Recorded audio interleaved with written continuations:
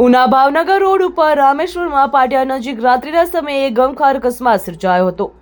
Car અને bike વચ્ચે થયેલી ટક્કરમાં એક યુવાનનું ઘટના સ્થળે જ મોત નીપજ્યું, જ્યારે અન્ય એક યુવાન ગંભીર રીતે ઘાયલ થયો હતો। ઘાયલ યુવાનોને તાત્કાલિક ઉનાની સરકારી હોસ્પિટલમાં સારવાર અર્થે ખસેડવામાં આવ્યું।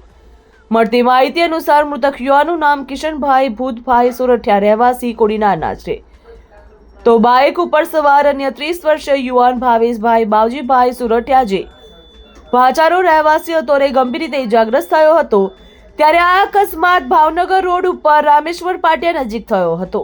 તો પ્રાથમિક વિગત મુજબ રોંગ સાઈડમાં આવી રહેલા ડબલ સવારી બાઇક અને એક ઇકો કાર વચ્ચે જોરદાર ટક્કર થઈ હતી। તો મૃતક કિશન અને ઇજાગ્રસ્ત ભાવેશ કાકા મોટા બાપાના ભાઈઓ થતા હતા। તેઓ પરિવારમાં સગાઈ પ્રસંગે મીઠું મોઢું કરીને પરત ફરી રહ્યા હતા, ત્યાં આ દુર્ઘટના બની હતી। તો અકસ્માતની જાણ થતાં જ મૃતક અને ઇજાગ્રસ્ત યુવાનના પરિવારજનો હોસ્પિટલ ખાતે પહોંચ્યા। પોલીસે ઘટનાસ્થળ ઉપર પહોંચી વધુ તપાસ હાથ ધરી। બ્યુરો રિપોર્ટ, ખબર ગુજરાત લાઈવ।